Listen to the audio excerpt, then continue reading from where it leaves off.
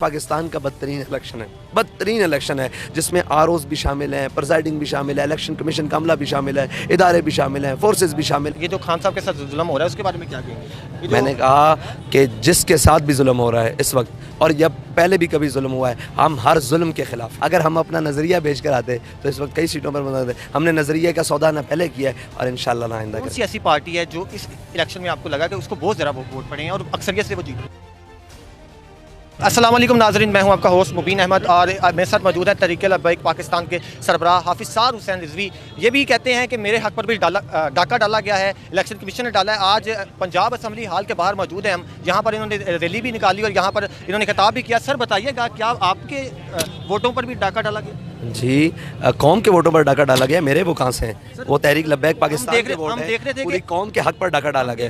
रात को कि आप अटक से भी जीत गए, काफ़ी ज़्यादा सीटें निकाली हैं आपने, सुबह उठे हैं तो आपकी सीटें गायब। जी ऐसे ही है, और बिजली बंद करके, धौंस धांधली करके, फार्म 45 दबा कर, और जहाँ तक हमारे पास फार्म 45 जितने आ चुके हैं और जितने बकाया रहते हैं उनमें मुझे ये बताएं कि 25,000 का फ़र्क कैसे निकालेंगे, जहाँ मतलब 345 फार्म हैं और वहाँ 25,000 के लीड से हम जीत रहे हैं या 15,000 की लीड से जीत रहे हैं, तो बाकी 40 फार्म 45 में से अगर निकलेगा वो हल, तो वो कैसे निकलेगा? और हमारे पास तो लाइनें लगी पड़ी हैं लोग हमारे। और फिर दूसरी बात ये है कि जहाँ हम हारे भी हैं, जहाँ हमारी पोजीशन दूसरी या तीसरी है, वहाँ पर भी हमारे वोटों को काटा गया है। मिसाल के तौर पर ये हल्का ले लें, ये नवाज शरीफ साहब वाला हल्का, ठीक है जी, इसमें उतना वोट कास्ट नहीं हुआ जी NA 130 इतना वोट कास्ट नहीं हुआ जितना निकल आया है। तो कौम के साथ मजाक किया गया है और ये मेरे ख्याल से पाकिस्तान का बदतरीन इलेक्शन है जिसमें आरओज़ भी शामिल हैं, प्रिजाइडिंग भी शामिल है, इलेक्शन कमीशन का अमला भी शामिल है, इदारे भी शामिल हैं, फोर्सेस भी शामिल हैं, हर बंदा शामिल है कि उसने किसी ना किसी तरीके से डाका डाला है। लेकिन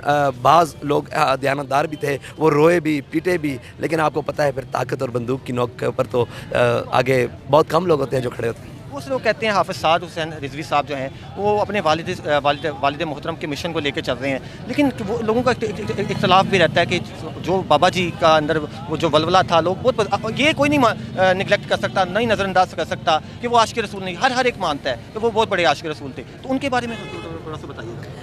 देखिए, ये तो वक्त बताएगा ना कि हम कैसी बात कर रहे हैं और हम किसी के आलाकार बने हैं। अगर आलाकार होते तो इस वक्त सीटों की भरमार होती। हमने अपने नज़रिए पर सौदा नहीं किया तो हमें ये जुर्म की सज़ा मिलेगी। अगर हम अपना नज़रिया बेच कर आते तो इस वक्त कई सीटों पर बना देते। हमने नज़रिए का सौदा ना पहले किया है और इंशाल्लाह ना आइंदा। कौन सी ऐसी पार्टी है जो इस इलेक्शन में आपको लगा कि उसको बहुत ज़रा वोट पड़े हैं और अक्सरियत से वो जीत गई? देखें, हम तो ये समझते हैं कि हमें वोट पड़ा है। हम ये समझते हैं कि तहरीक लब्बैक पाकिस्तान को बहुत वोट कास्ट हुआ है, लेकिन लोगों ने हक़ के राय दही इस्तेमाल बहुत किया है, ये बात है। वोटर निकला है और भरपूर वोट दिया है, लेकिन कौम के सामने उसका रिज़ल्ट नहीं आने दिया गया। अब वो बूथ के अंदर मैंने भी एक वो पर्दे में वोट डाला है, मुझे ये नहीं मालूम कि किसने किसको जाकर डाला है, लेकिन लोग वोटर के रुझान से पता लग जाता है, उसके चेहरे से पता लग जाता है, उसकी शनाख्त से पता लग जाता है कि वो कहाँ जा रहा है। तो वोटर निकला है, उसने अपने हक़ के राय दही का इस्तेमाल किया है, लेकिन उसको काट काट कर लाडलों के डब्बों में डाला गया। आपने कहा कि हम जुल्म की सियासत नहीं करना चाहते, हम जो है अमन की सियासत करना चाहते हैं जिसमें तमाम को, हम अदल और हक की सियासत करना चाहते हैं और हक के अंदर ही अमन है और अदल के अंदर ही अमन है, ठीक है। ये जो खान साहब के साथ जुल्म हो रहा है उसके बारे में क्या कहेंगे? मैंने कहा कि जिसके साथ भी जुल्म हो रहा है इस वक्त, और जब पहले भी कभी जुल्म हुआ है, हम हर जुल्म के खिलाफ हैं। तो कोई पैगाम देंगे आपको? लाखों चाहने वाले हैं। मैं ये कहता हूँ कि मायूस नहीं होना, मैंने देखना यह है कि तू जालिम कहाँ तक है, कहाँ तक है, हद कहाँ तक है। बाबा जी भी अशार पढ़ा करते थे, वो अल्लामा इकबाल ने कहा ना, नौमीद ना हो इनसे ए रहबर फरजाना, कम कोश तो हैं लेकिन बेज़ौक नहीं राही, और अल्लाह को पामर्दी है मोमिन पे भरोसा, इब्लीस को यूरोप की मशीनों का सहारा। ये यूरोप की मशीनें हैं और ये इब्लीस के परिंदे हैं। और वो अल्लामा इकबाल ने कहा है ना कि दुनिया को है फिर मार का रूह बदन बेश, इब्लीस ने फिर अपने दरिंदों को उभारा। तो ये इब्लीसी दरिंदियत है जो इस वक्त चल रही है ना, कि हक़ की बात ना सुनने के लिए तैयार हैं ना किसी। देखें, सच जो है ना, हक़ इस्लाम की बात, दीन की बात, हुजूर के निज़ाम की बात, वो कोई किसी रास्ते से भी करेगा ना, उसको कबूल करने के लिए कोई तैयार नहीं है। क्यों कि आलम में कुफ्र के एजेंडे अपने ज़हन और दिलों में बैठाए हुए। आपको क्या लगता है कि ये एहतजाज वगैरह करने से, ये रैलियाँ निकालने से कुछ फ़र्क पड़ेगा? पहले पड़ा है? नहीं पड़ा।